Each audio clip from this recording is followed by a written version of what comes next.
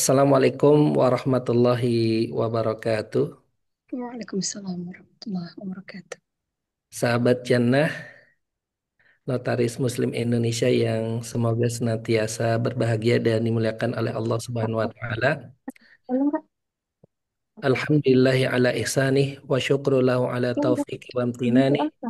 wa asyhadu an Panggil la Ira Herawati. Ira Herawati. la syarika la ta'ziman li sya'nih wa asyhadu anna Muhammadan abduhu wa rasuluh ad-da'i ila ridwanih.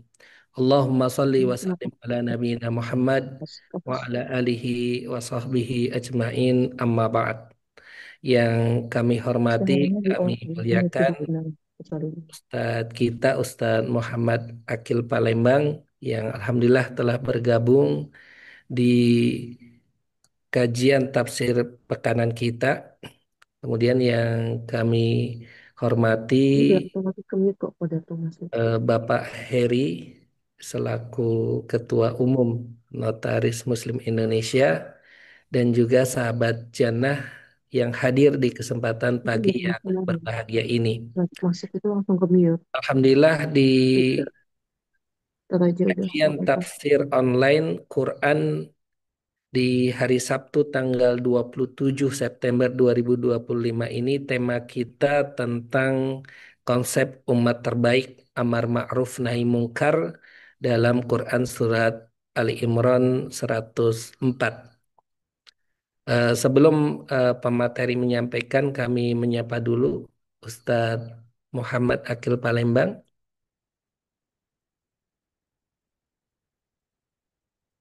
Ahlan wa sahlan. Oh, Masya Allah. Ya, jazakallah khairan Ustadz atas kehadirannya. Barakallahu fiik. Sudah siap Ustadz untuk penyampaian materinya? Bismillah. Iya, baik. Kepada beliau, falyatafadal masykura wa ma'jura untuk menyampaikan materi kita. Bismillahirrahmanirrahim. Assalamualaikum warahmatullahi taala wabarakatuh. Waalaikumsalam warahmatullahi wabarakatuh. Alhamdulillahi rabbil alamin.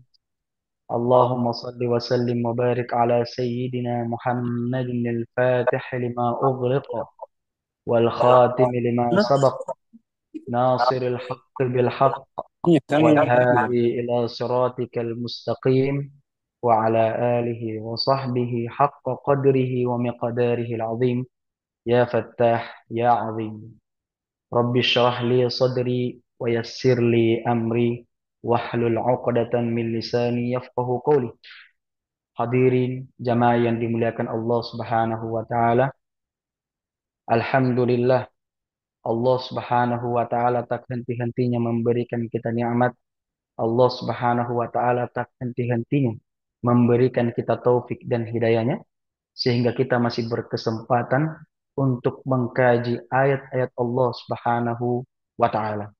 Dan dengan cara seperti ini kita menambahkan kecintaan kita terhadap Al-Qur'anul Karim, di mana Allah Subhanahu wa taala memberikan sebuah hadiah bagi orang yang dekat dengan Al-Qur'an Al-Karim. Di dalam sebuah riwayat, Rasul sallallahu alaihi wasallam bersabda, "Al-mahiru bil Qur'an ma'as safaratil kiramil barrah." Orang yang dekat dengan Al-Qur'an akan bersama dengan malaikat-malaikat Allah, tidak hanya sebagai penjaga, tapi Allah mengutus malaikat-malaikat tersebut sebagai malaikat yang taat, sebagai malaikat yang tunduk kepada orang yang dekat dengan Al-Qur'an. Ma'asyiral muslimin, jamaah subuh yang dimuliakan Allah Subhanahu wa taala. Sebelum kita melangkah daripada surah Ali Imran ayat 110, perlu kita mengetahui secara singkat atau secara ringkas apa-apa yang terkandung daripada surah Ali Imran. Maka pengenalan secara singkatnya, Bapak Ibu yang dimuliakan Allah, surah Ali Imran merupakan surah ketiga dalam urutan Al-Quran. Yang pertama adalah Al-Fatihah, yang kedua adalah Al-Baqarah, yang ketiga adalah Ali Imran. Maka surah Ali Imran adalah surah yang tergolong Madaniyah, yang artinya surah ini turun ketika Nabi Sallallahu Alaihi Wasallam hijrah dari Mekkah ke kota Madinah. Sehingga Bapak Ibu, surah Ali Imran merupakan surah Madaniyah. Dan asbabun nuzul daripada turunnya surah ini itu berbagai macam, tergantung daripada isi yang terkandung dalam surah Ali Imran. Jemaah yang dimuliakan Allah Subhanahu wa taala. Selain daripada Allah Subhanahu wa taala memberikan nama surah orang yang soleh yaitu Luqman, maka Allah Subhanahu wa taala juga memberikan nama surah ini yaitu orang yang soleh, yaitu Sayyidina Imran. Imran alaihi salam yang ada pada surah ini terkandung cerita di dalamnya kelahiran Nabi Isa alaihissalam beserta mukjizatnya tatkala ketika Allah mengangkat Nabi Isa wa rafi'uka ilayya wa mutahhiruka, kemudian Nabi Isa alaihissalam disucikan oleh Allah Subhanahu wa taala, dan kisah-kisah seperti ini hanya terdapat daripada surah Ali Imran. Bapak Ibu yang dimuliakan Allah Subhanahu wa taala, siapa Imran yang dimaksud dalam surah ini? Imran yang dimaksud dalam surah ini adalah bapak ayahanda daripada Sayyidatuna Maryam alaihissalam. Di mana Bapak Ibu yang dimuliakan Allah, Ibnu Katsir mengatakan dalam kitabnya bahwa keluarga Sayyidina Imran itu adalah keluarga yang thayyib, keluarga yang tahir, keluarga yang baik, keturunan yang suci. Kemudian disebutkan dalam surah tersebut kisah Sayyidatuna Maryam daripada ibunya yang bernama Hana binti Fuqadah bin Qabil. Di mana Hana ini, Bapak Ibu yang dimuliakan Allah, merupakan wanita yang ahli ibadah, merupakan wanita yang selalu dekat kepada Allah Subhanahu wa taala. Bapak Ibu yang dimuliakan Allah, perlu kita mengetahui sebelumnya bahwa istri daripada Sayyidina Imran itu merupakan wanita yang tidak bisa lagi hamil, atau yang dianggap atau yang kita kenal sekarang adalah mereka yang dia yang mandul. Sehingga suatu ketika, dan ini dikisahkan dalam riwayat, bahwasanya Hana ketika keluar dari rumahnya melihat seekor burung memberikan makanan kepada anak-anak burung tersebut, sehingga waktu itu tersirat di dalam hati Sayyidatuna Hana untuk memiliki anak, yang dimana nantinya anak tersebut akan lahir dari perempuan yang suci yang disebut Sayyidatuna Maryam alaihissalam.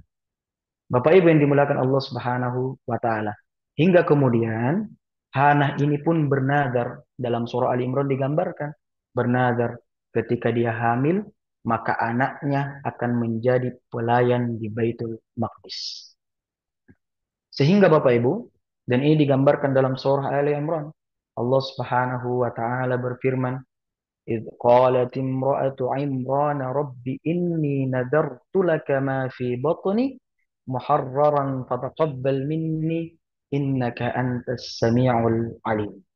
Tatkala ketika perempuan atau istri daripada Imran ingin bernazar, "Ya Allah, saya ingin bernazar kepadamu bahwasanya saya ingin memiliki anak. Fataqabbal minni, terimalah nadar tersebut. Innaka antas samiul alim. Sesungguhnya engkau ya Allah maha mengetahui dan maha mendengar." Kemudian di ayat selanjutnya Allah berfirman, "Falamma wada'atha qalat rabbi inni wada'tuha untha wallahu a'lamu bima wada'at وليس الذكر كالأنثى وإني سميتها مريم وإني أعيذها بك وذريتها من الشيطان الرجيم. Bapak Ibu yang dimuliakan Allah Subhanahu wa taala. Tatkala Sayyidatuna Maryam berada di dalam perut ibunya, maka Sayyidatuna Hana dari ibu daripada Sayyidatuna Maryam alaihissalam itu mengetahui bahwa yang ada di dalam perutnya adalah perempuan. Tetapi Allah mengatakan Allahu a'lamu bima wada'at. Hanya Allah yang tahu isi daripada kandunganmu. Walaysa dzakaru kal untha. Tetapi karena ada keyakinan Hana bahwasanya perempuan yang akan nampak daripada anaknya, maka dia bersungguh-sungguh kepada Allah di hadapan Allah mengatakan, "Inni sammaituha Maryam." sesungguhnya saya akan menamai perempuan tersebut adalah Maryam. Wa inni u'idzuha bika wa dzurriyyataha minasyaitonir rajim. Dan sesungguhnya kata Hana, ibu daripada Maryam, aku memohon perlindungan serta anak-anak dan keturunannya daripada syaitan yang kejam atau syaitan yang terkutuk. Bapak Ibu yang dimuliakan Allah Subhanahu wa taala, dari nadar Sayyidatuna Hana terkabulkanlah, maka Maryam diterima sebagai pelayan di Baitul Maqdis. Dari ada kalimat potongan Bapak Ibu. Di situ ada ayat wa inni u'idzuha bika wa dzurriyyataha minasyaitonir rajim. Potongan kalimat tersebut itu adalah doa dan di mana disebutkan dalam hadis Nabi sallallahu alaihi wasallam, "Ma min mauludin illa yamassuhu syaitan hina yulad, fayastahillu sarihan min massihi asyaitana iyyahu illa Maryam." Bahwasanya tidaklah seorang bayi terlahirkan kecuali dia itu menangis secara keras, merintih, kecuali Sayyidatuna Maryam. Maka salah satu kemukjizatan Maryam alaihissalam itu ketika dilahirkan dari perut ibunya itu dalam keadaan tidak menangis. Sebab apa? Ada yang didoakan, ada yang dibaca oleh daripada ibu Sayyidatuna Maryam yaitu Hana, wa inni u'idzuha bika wa dzurriyyataha minasyaitonir rajim. Sehingga kata Abu Hurairah, bagi seseorang yang memiliki anak yang baru, memiliki kelahiran anak, sehendaknya membaca inni u'idzuha bika wa dzurriyyataha minasyaitonir rajim. Itu merupakan doa yang dipanjatkan oleh Hana, ibu daripada Sayyidatuna Maryam, bahwasanya aku memohon perlindungan untuknya serta anak-anak dan keturunannya daripada syaitan yang terkutuk. Jamaah yang dimulakan Allah Subhanahu wa taala.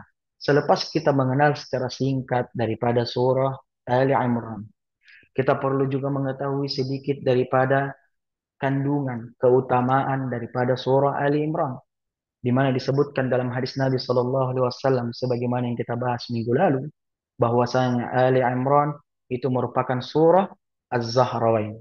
Apa Az-Zahrawain ini? Adalah dua cahaya yang cemerlang. Dua cahaya yang cemerlang yang dimaksud oleh Nabi Shallallahu Alaihi Wasallam dalam sebuah hadis, yaitu adalah Al-Baqarah, yang kedua adalah Ali Imran. Kenapa disebut dua cahaya yang bercemerlang? Sebab kedua surah ini itu menjelaskan hal-hal yang disembunyikan oleh ahlul kitab. Sehingga di dalam surah ini menceritakan tentang Bani Israel, menceritakan tentang Yahudi, menceritakan tentang Nasrani, dan juga menceritakan kebenaran kelahiran Nabi Isa dan pembuktiannya Nabi Isa terhadap Nabi Muhammad Sallallahu Alaihi Wasallam.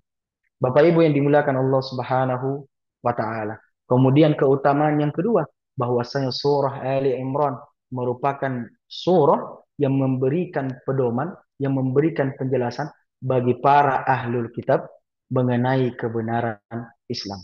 Siapa ahlul kitab ini? Yaitu adalah Yahudi dan Nasrani.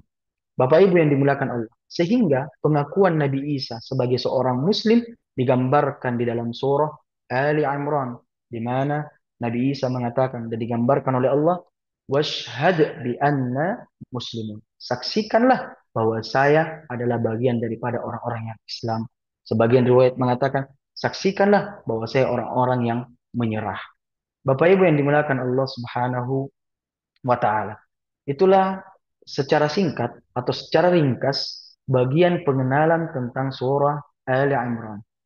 Selanjutnya Bapak Ibu, yang kita fokuskan di sini adalah surah Ali Imran dari ayat 110, di mana Allah Subhanahu wa taala memuji kepada umatnya, umat Nabi Muhammad sallallahu alaihi wasallam dengan kalimat kuntum khair ummah.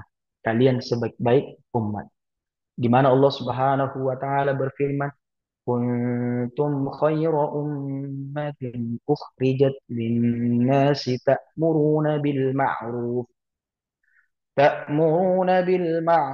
wa tanhauna 'anil munkari wa tu'minuna billah ولو آمن أهل الكتاب لكان خيرا لهم منهم المؤمنون وأكثرهم الفاسقون. Sadaqallahul azim.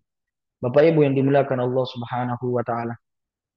Allah Subhanahu wa taala memuji umat Nabi Muhammad adalah sebaik-baik umat. Kenapa? Karena didukung dengan riwayat Rasul Shallallahu Alaihi Wasallam bersabda dalam kitab Musnad Imam Ahmad bin Hanbal. Rasul Shallallahu Alaihi Wasallam menyatakan dalam riwayat, antum tufuna sab'ina ummah, antum khairuha, wa antum akramu ala Allah azza wa jalla. Apa makna daripada hadis ini? Rasul Shallallahu Alaihi Wasallam mengatakan, kalian wahai umat Islam adalah umat yang ke-70 yang Allah ciptakan. Dan kalian adalah sebaik-baik umat. Kalian adalah sebaik-baik manusia yang Allah muliakan. Bapak Ibu yang dimuliakan Allah Subhanahu wa taala. Sehingga umat Islam atau umat yang mengakui kenabiannya Nabi Muhammad itu mendapatkan peringkat teratas, mendapatkan ranking terbaik, yang dimana kebajikan tersebut, kebaikan tersebut tiada lain karena berkat daripada junjungan kita Nabiullah Nabi besar Muhammad sallallahu alaihi wasallam. Karena Bapak Ibu yang dimuliakan Allah, bahwasanya kita dijadikan sebagai sebaik-baik umat sebab kita mengimani sebaik-baik manusia. Siapa sebaik-baik manusia ini? Yaitu Nabi Muhammad sallallahu alaihi wasallam. Sehingga Allah melabeli orang-orang yang mengimani Nabi Muhammad sebagai kuntum khair ummah. Kalian sebaik-baik umat. Bapak Ibu yang dimuliakan Allah Subhanahu wa taala. Faktor yang lain yang menjadikan kita sebagai sebaik-baik umat, bahwasanya Allah Subhanahu wa taala mengutus Nabi Muhammad sallallahu alaihi wasallam dengan risalah yang sangat sempurna, dengan syariat yang sangat sempurna dan agung. Yang dimana Allah tidak pernah berikan syariat secara lengkap, akidah secara lengkap, atau risalah secara lengkap kepada Nabi dan Rasul sebelumnya. Bapak Ibu yang dimuliakan Allah Subhanahu wa taala.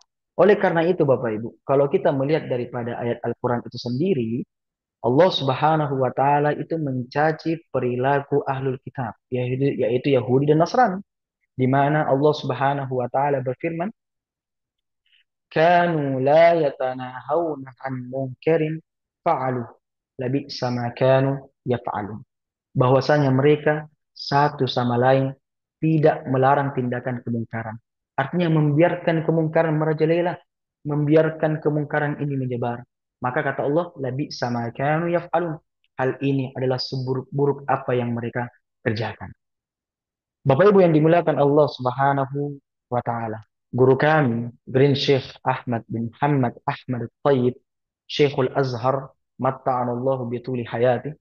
Beliau memberikan pendapat terhadap surah Ali Imran ayat 110, kalian sebaik-baik umat, yaitu adalah umat Islam itu sendiri, yang dimana umat Islam ini memiliki prinsip yang begitu agung, prinsip yang begitu besar, yaitu adalah prinsip wasatiyah. Wasatiyah yang dimaksud di sini adalah moderasi Bapak Ibu. Wasatiyah yang dimaksud di sini adalah keadilan Bapak Ibu. Maka umat wasatiyah, umat yang moderat adalah umat yang adil.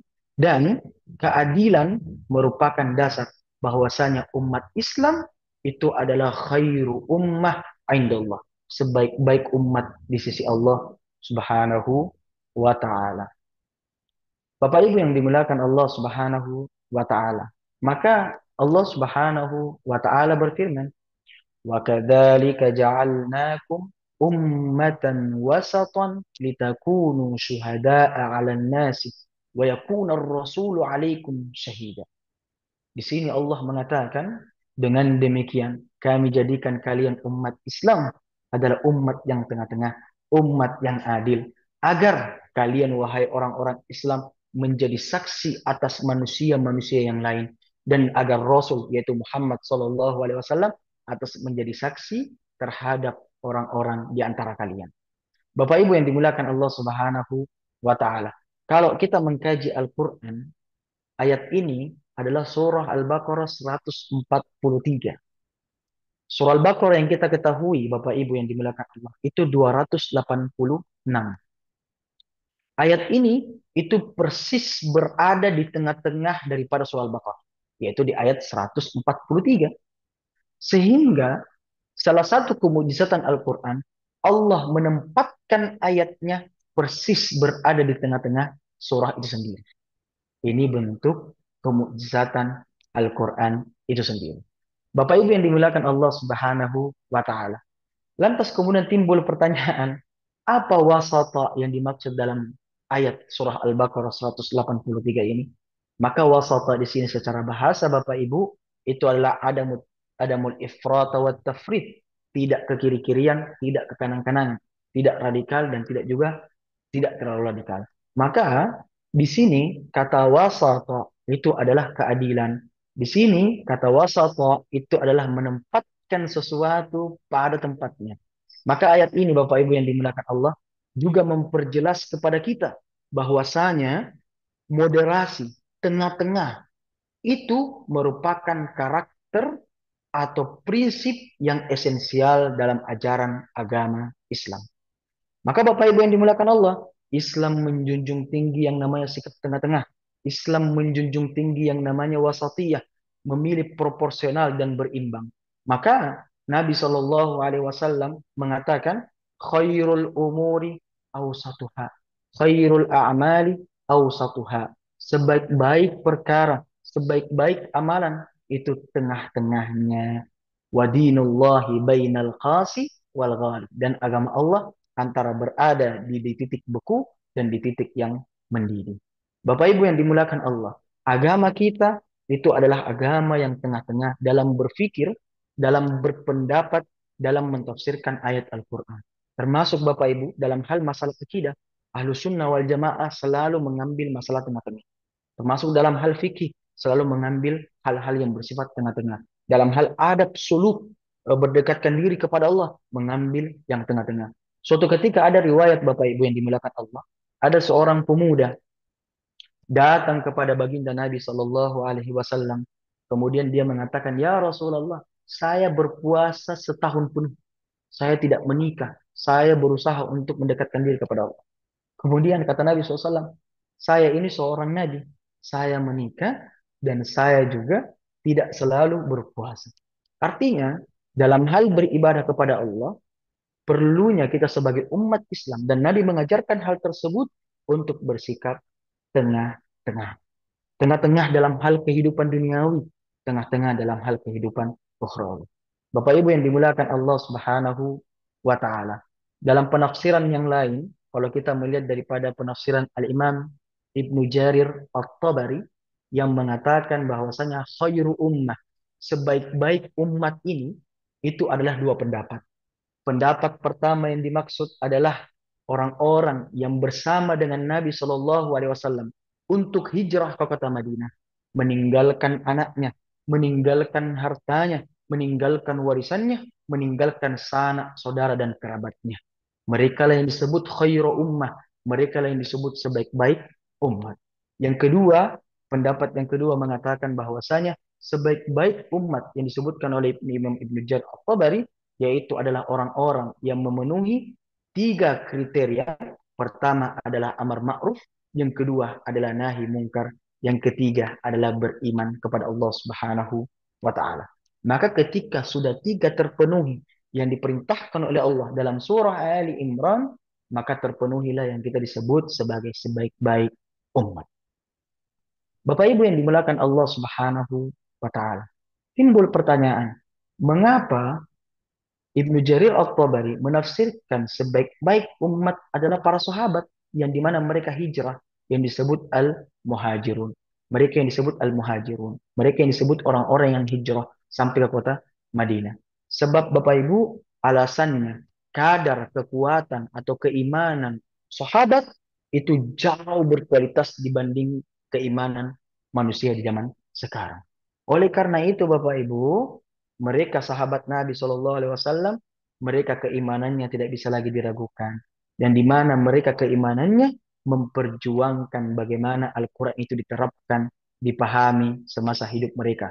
Sebab maka daripada itu, Nabi Shallallahu Alaihi Wasallam bersabda, khairul kuruni qarni, thumma alladhina yalunahum, thumma alladhina yalunahum. Sebaik-baik masa, kata Nabi Shallallahu Alaihi Wasallam, adalah masa. Masaku bersama sahabatku adalah sebaik-baik masa. Kemudian setelah itu adalah tabi'in. Kemudian setelah itu adalah tabi'u littabi'in. Hadirin yang dimuliakan Allah Subhanahu wa taala. Maka kalau kita belajar ilmu akidah dalam hal masalah al-afdaliyah, dalam hal masalah siapa yang paling utama, siapa yang paling afdal di muka bumi yang Allah ciptakan, maka menurut keyakinan kita ahlu sunnah, pertama adalah Sayyidul Khalq, Nabi Muhammad sallallahu alaihi wasallam. Beliau paling mulia di antara seluruh para makhluknya, termasuk malaikat. Maka manusia, yaitu Nabi Muhammad, lebih mulia daripada malaikat. Setelah itu, para khulafaur rasyidin. Setelah itu, baru para rasul, ulul azmi. Setelah itu, baru para nabi. Bapak Ibu yang dimuliakan Allah Subhanahu wa taala. Ini bentuk keyakinan kita dalam akidah kita yang perlu untuk tanamkan.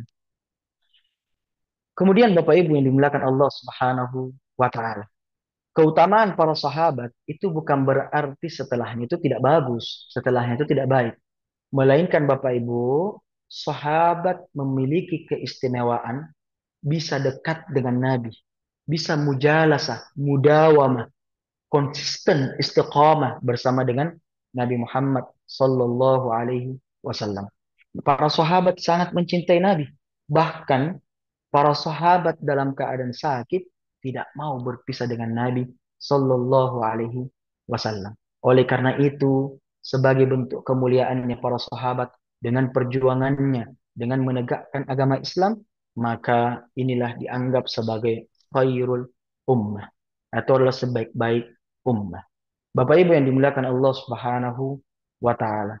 Para sahabat Bapak Ibu, dan ini merupakan cita-cita Nabi Shallallahu alaihi wasallam ketika beliau berdakwah, dua kerajaan di negeri Arab, kerajaan terbesar yang Nabi Shallallahu alaihi wasallam ingin kuasai. Pertama adalah kerajaan Romawi yang ada di Konstantinopel. Kemudian kerajaan Persia yang ada di bagian Irak dan Iran dan semacamnya. Maka dua kerajaan ini Nabi SAW sangat bercita-cita agar Islam masuk sampai di sana. Dan berkat perjuangan para sahabat, Alhamdulillah intasyaral Islam. Menyebar Islam bahkan sampai ke negeri kita. Bapak Ibu yang dimuliakan Allah Subhanahu wa taala. Kemudian pendapat kedua daripada Imam Ibnu Jarir At-Tabari bahwasanya kuntum khaira ummah. Kalian sebaik-baik umat di sini itu adalah mereka yang memenuhi tiga kriteria. Kriteria pertama, mereka yang amar ma'ruf, mereka yang menjalankan, memerintahkan dirinya dan orang lain untuk berlaku kebaikan dan mencegah dirinya dan orang lain terhadap kemungkaran. Yang ketiga adalah mereka beriman kepada Allah Subhanahu wa taala. Pada dasarnya Bapak Ibu yang dimuliakan Allah, dalam hal membahas amar ma'ruf nahi mungkar, berlaku baik dan mencegah kemungkaran, ini begitu panjang. Al-Imam Al-Ghazali membuat satu pasal yang begitu panjang. Syekh Abdul Qadir Al-Jilani membuat pasal yang begitu panjang terhadap masalah amar ma'ruf nahi mungkar. Tetapi Bapak Ibu, pada hakikatnya amar ma'ruf nahi mungkar itu merupakan prinsip, merupakan bagian upaya menegakkan agama Islam, menegakkan kemaslahatan, menegakkan kebaikan di tengah-tengah umat itu sendiri. Tujuannya Bapak Ibu yang dimuliakan Allah, meninggalkan hal-hal yang negatif yang mungkin dapat menimbulkan dampak negatif yang lebih besar di hadapan masyarakat. Bapak Ibu yang dimuliakan Allah Subhanahu wa taala. Timbul pertanyaan Bapak Ibu yang dimuliakan Allah Subhanahu wa taala, bagaimana cara kita mencegah daripada kemungkaran? Bagaimana cara kita menghilangkan kemungkaran dan melakukan amar ma'ruf? Nabi Shallallahu Alaihi Wasallam mengatakan dalam riwayatnya, "Man ra'a minkum munkara falyughayyir biyadihi, fa illam yastati' fa bilisanihi, faman lam yastati' fa biqalbihi, dzalika adhaful iman." Nabi Shallallahu Alaihi Wasallam bersabda, barang siapa yang melihat kemungkaran, maka hendak diubah dengan tangan. Kalau tidak mampu dengan lisan, yaitu nasihat. Kalau tidak mampu lagi, maka dengan hati. Maka inilah selemah-lemahnya iman. Dari hadis ini, konteks hadis man ra'a minkum munkara itu memberikan makna yang begitu besar. Yaitu, Bapak Ibu yang dimuliakan Allah, kita bisa mengubah kemungkaran, bisa melihat, menghilangkan kemungkaran ketika kemungkaran itu nampak di mata kita. Ketika kemungkaran itu kelihatan di mata kita. Sebab Allah Subhanahu wa taala melarang seorang muslim mengintip atau mencari-cari kesalahan orang lain. Di mana Al-Qur'an Allah Subhanahu wa taala berfirman, "Wala tajassasu." Jangan kalian mencari-cari kesalahan orang lain.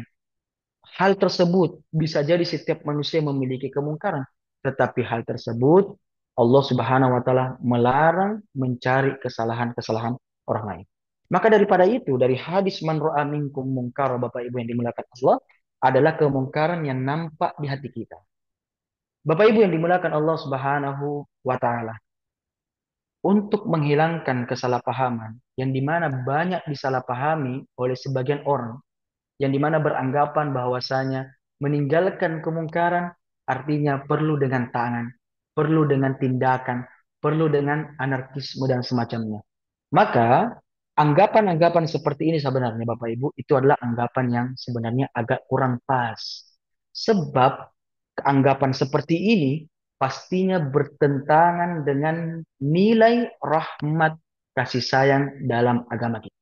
Sedangkan Allah Subhanahu wa taala mengajarkan kepada kita tentang apa yang disebut belas kasih, tentang apa yang disebut yang namanya saling mengasihi satu muslim dengan muslim yang lain.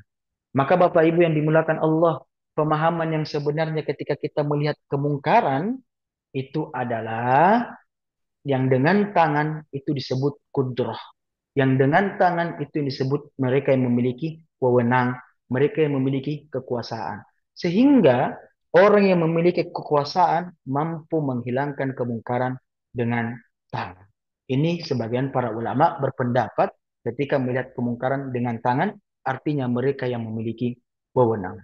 Bapak Ibu yang dimuliakan Allah Subhanahu wa taala, pemahaman yang benar terhadap hadis ini adalah seakan-akan Nabi Shallallahu Alaihi Wasallam ingin menginformasikan kepada kita bahwa tingkatan paling maksimal untuk mencegah kemungkaran adalah dengan tangan. Maka tingkatan paling minimal pastinya apa? Yaitu kita mengingkarinya dengan hati bahwa kemungkaran tersebut tidak boleh kita lakukan, tidak boleh kita laksanakan. Bapak Ibu yang dimuliakan Allah Subhanahu wa taala. Oleh karena itu, jikalau kita melihat kemungkaran, jika kita memiliki kemampuan membenahi, mengatasi kemungkaran itu dengan lisan, maka perlu dengan lisan. Maka jangan berhenti juga dengan pengingkaran terhadap hati. Maka jika kita mampu untuk membenahi kemungkaran atau menghilangkan kemungkaran, maka kalau bisa dengan hati, kita bisa sambung dengan yang namanya nasihat. Bapak Ibu yang dimuliakan Allah Subhanahu wa taala. Oleh karena itu Bapak Ibu yang dimuliakan Allah, dalam proses amar ma'ruf nahi mungkar tetap harus mendahulukan sikap yang paling ringan sebelum bertindak daripada yang lebih berat.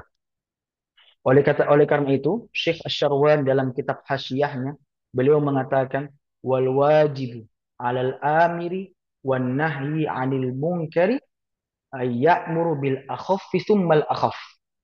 Hendaknya kewajiban bagi seseorang yang melakukan perlakuan baik dan mencegah kemungkaran, hendaknya dengan ringan, hendaknya dengan sopan santun, hendaknya dengan kelembutan. Makanya kata Hasyah Syarwani mengatakan, "Fahidha hasala bil kalamil layyini fala yuntaku bil kalamil khashni." Kalau sudah terjadi dengan kalam yang sangat lembut, maka tidak perlu lagi digunakan yang namanya kalimat-kalimat yang kotor. Bapak Ibu yang dimuliakan Allah Subhanahu wa taala. Dan ini Allah Subhanahu wa taala mengajarkan kepada kita dalam hal memberantas atau menghilangkan kemungkaran itu hendaknya dengan kalimat yang sangat lembut. Sebagaimana kemungkaran ketika menyebar di negeri Mesir, Nabi Musa alaihi salam dan saudaranya Harun itu diperintahkan oleh Allah untuk menghadap Fir'aun, yang untuk di mana menghilangkan kemungkaran, keangkuhan, kesombongan Fir'aun laknatullah alaihi. Sehingga Allah Subhanahu wa taala memberikan informasi, memerintahkan Nabi Musa alaihissalam yang digambarkan dalam surat Toha. Allah Subhanahu wa taala berfirman, "Faqula lahu qawlan layyina." Ucapkanlah wahai Musa, ucapkanlah wahai Nabiullah Harun, qawlan layyina, ucapan yang lembut, ucapan yang ramah. Agar apa? La'allahu yatadakkaru aw yakhsha. Bisa jadi dengan ucapan yang lembutmu, mungkin Fir'aun akan mengingat-ingat kesombongannya untuk tidak lagi sombong, atau dia takut terhadap ancaman Allah Subhanahu wa taala. Bapak Ibu yang dimuliakan Allah Subhanahu wa taala. Batasan bagi seorang muslim yang ingin melakukan amar ma'ruf nahi mungkar, baik itu dia masuk dalam pemerintah ataupun organisasi masyarakat atau yang kita kenal ormas atau individu, hendaknya Bapak Ibu sekali lagi pelaksanaannya harus dengan cara yang ma'ruf, harus dengan cara yang baik. Maka dalam hal mencegah kemungkaran pun harus dengan cara yang baik. Termasuk pemerintah, pemerintah yang memiliki otoritas, pemerintah yang memiliki kekuasaan, yang memiliki wewenang untuk menegakkan amar ma'ruf nahi mungkar, harus bisa dengan cara yang ma'ruf. Tidak boleh seorang pemerintah itu bertindak sewenang-wenangnya. Sebab Bapak Ibu yang dimuliakan Allah, ada kaidah usul fikih yang dimana disepakati oleh para ulama. Tasarruful imami ala ra'iyah manutun bil maslahah. Kebijakan seorang pemimpin, kebijakan pemerintah atas rakyatnya harus selaras dengan kemaslahatan bagi rakyatnya itu sendiri. Bapak Ibu yang dimuliakan Allah Subhanahu wa taala. Maka kaidah usul fikih ini hendaknya kita laksanakan bagi orang-orang yang bagi orang-orang yang berada dalam uh, atau yang memiliki wewenang, bagi orang-orang yang memiliki kekuasaan. Kalau bisa non kekerasan, maka sebaiknya dilakukan dengan cara yang damai. Bapak Ibu yang dimuliakan Allah Subhanahu wa taala.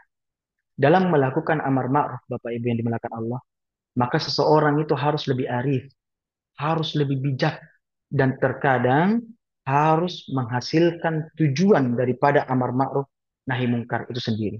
Tujuannya kata para ulama untuk menghilangkan kemungkaran tersebut hendaknya mengurangi secara berkala atau secara bertahap. Tanpa Bapak Ibu kita memaksa penyebaran kemungkaran itu harus hilang total di permukaan bumi ini. Bapak Ibu yang dimuliakan Allah Subhanahu wa taala. Maka dakwah termasuk dalam hal amar ma'ruf amar ma'ruf amru bil ma'ruf wan nahyu 'anil munkar, itu dalam Al-Qur'an Allah ajarkan kepada kita. Kita menemukan bagaimana cara Al-Qur'an menghilangkan kemungkaran. Bagaimana cara Al-Qur'an membasmi kemungkaran. Seperti Bapak Ibu, pengharaman khamar, pengharaman minuman keras, pengharaman minuman yang beralkohol, dan pengharaman tersebut di dalam Al-Quran itu secara berkala, itu secara bertahap. Tidak langsung Allah menyebutkan bahwasanya inilah sesuatu yang haram. Maka tahap pertama yang Al-Quran menggunakan hal tersebut yaitu adalah bahwasanya khamar daripada saripati anggur itu diperbolehkan oleh Allah Subhanahu wa taala. Ini ayat pertama kali turun tentang khamar di mana Allah berfirman, wa minal a'nabi tattakhiduna minhu sakaran wa rizqan hasana. Daripada saripati anggur terdapat yang namanya sesuatu yang memabukkan, tapi saripati anggur itu ada rezeki yang bagus yang Allah taruh dalam buah tersebut.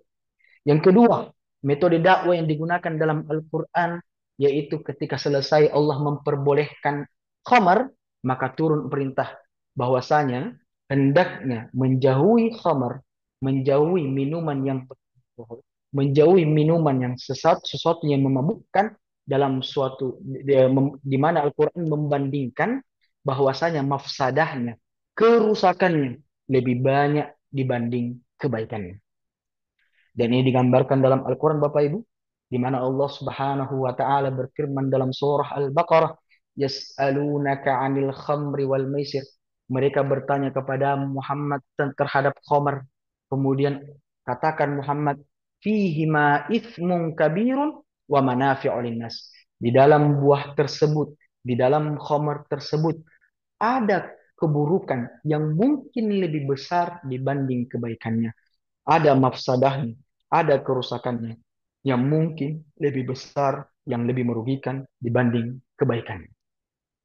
Allah membandingkan hal tersebut dalam perintah ayat turun kedua kalinya.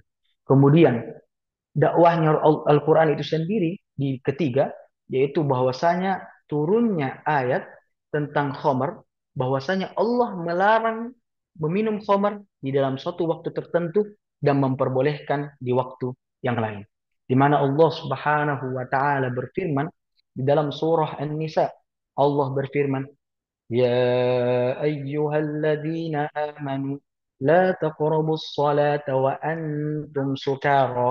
Wahai orang-orang beriman, la taqrabus shalah, jangan mendekati salat sedangkan kalian dalam keadaan yang mabuk. Tapi di luar daripada keadaan salat, Allah memperbolehkan meminum khamar. Kemudian yang keempat dan ini yang terakhir, Allah Subhanahu wa taala memberikan hukum pasti dan hukum mutlak terhadap pengharaman khamar. Di mana Allah Subhanahu wa taala berfirman dalam surah Al-Maidah, Allah Subhanahu wa taala berfirman, "Innamal khamru wal maisiru wal ansabu wal azlamu rijsum min amali syaitan fajtanibuhu la'allakum tuflihun." Bahwasanya sesungguhnya khamar itu merupakan rijs, sesuatu yang kotor, sesuatu yang najis dan juga merupakan bagian daripada pekerjaan syaitan. Kemudian Allah mengatakan fajtanibuh, hendaklah kalian menjauhi yang namanya minuman khamar. Bapak Ibu yang dimuliakan Allah, tatkala ketika pengharaman itu turun, Bapak Ibu yang dimuliakan Allah, maka ada kaidah usul fikih mengatakan an-nahyu taqtadi 'alal fawri wat tikrar. Bahwasanya larangan ketika sudah ada hendak disegerakan dilaksanakan larangan tersebut. Ketika Allah menurunkan fajtanibu, maka semua orang muslim pada saat itu membuang minuman-minuman khamar. Bapak Ibu yang dimuliakan Allah Subhanahu wa taala. Dalam masalah amar ma'ruf nahi mungkar, kita memerintahkan diri sendiri dan orang lain untuk berbuat baik, kemudian kita memerintahkan diri sendiri dan orang lain untuk mencegah kemungkaran, maka saya lebih merujuk kepada dalam hal konteks tasawuf. Dan ulama ijma, termasuk guru kami Syekh Ali Jum'ah, itu berpendapat bahwa dalam tasawuf amar ma'ruf nahi munkarnya Syekh Abdul Qadir Al-Jailani dalam kitabnya Al-Bunyah li Talibit Tariqil Haq mengatakan ada 5 persyaratan seseorang boleh beramar ma'ruf dan melaksanakan nahi munkar.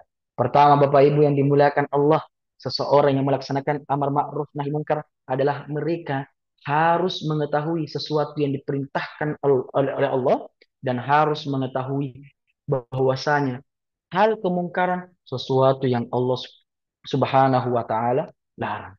Yang kedua, Bapak Ibu yang dimuliakan Allah, seseorang yang ingin melaksanakan amar ma'ruf wan nahyi 'anil munkar, hendaknya mereka tahu tujuan, motivasi kenapa mereka lakukan amar ma'rufnya, kenapa mereka ingin mencegah kemungkaran.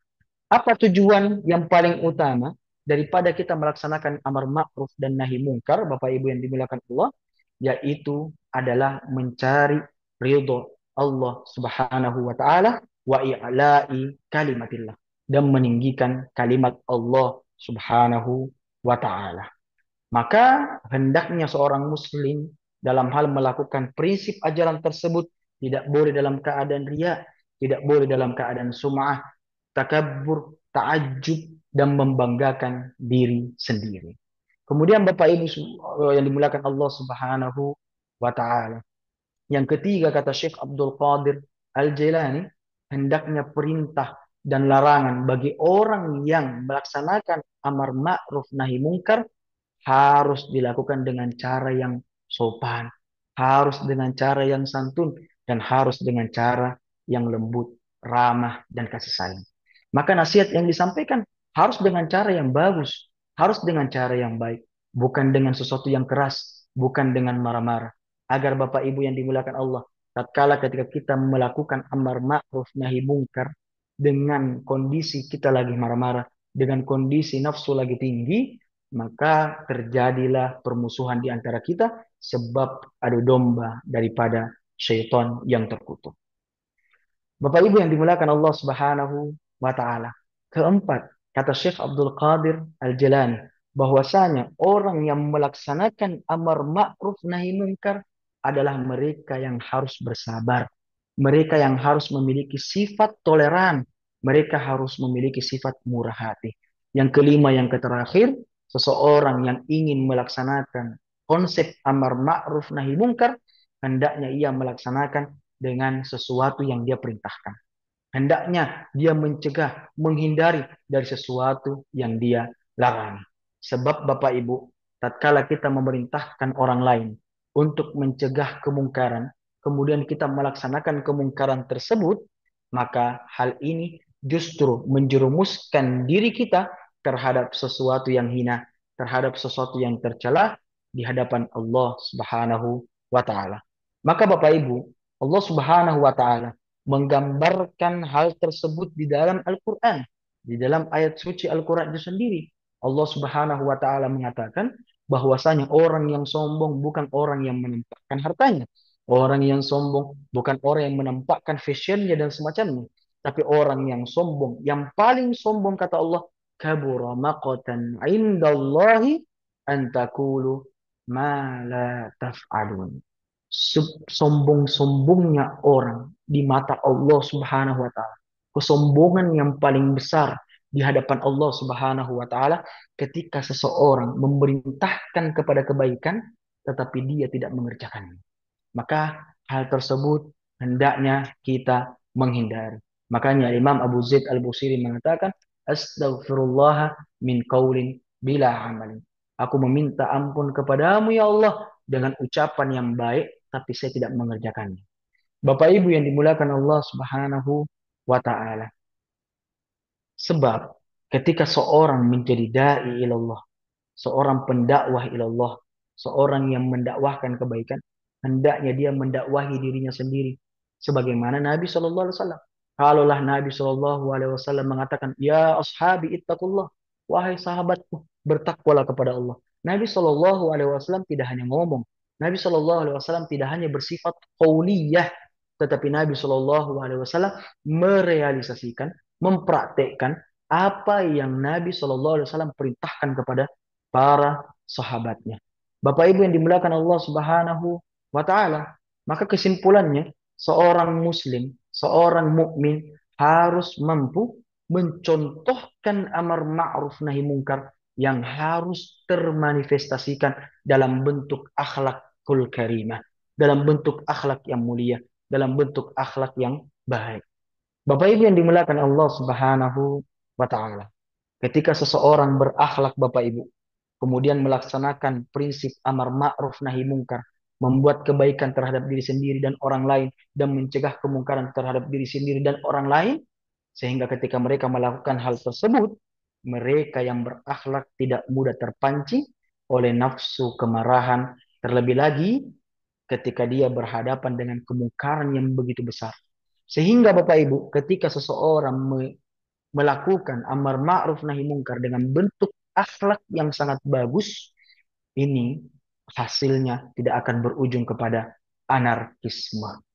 Bapak Ibu yang dimuliakan Allah Subhanahu wa taala, amar ma'ruf nahi mungkar tidak hanya bersifat individual, tidak hanya bersifat perseorangan, tetapi amar ma'ruf nahi mungkar adalah sesuatu yang dimana semua elemen, semua kelompok masyarakat itu harus bersatu sepakat untuk menegakkan prinsip tersebut. Kemudian Bapak Ibu yang dimuliakan Allah, harus juga dengan cara bil ma'ruf, mencegah kemungkaran juga dengan cara bil ma'ruf. Bapak Ibu yang dimuliakan Allah Subhanahu wa taala. Timbul pertanyaan Bapak Ibu, apa hukumnya seseorang melaksanakan prinsip amar ma'ruf nahi mungkar?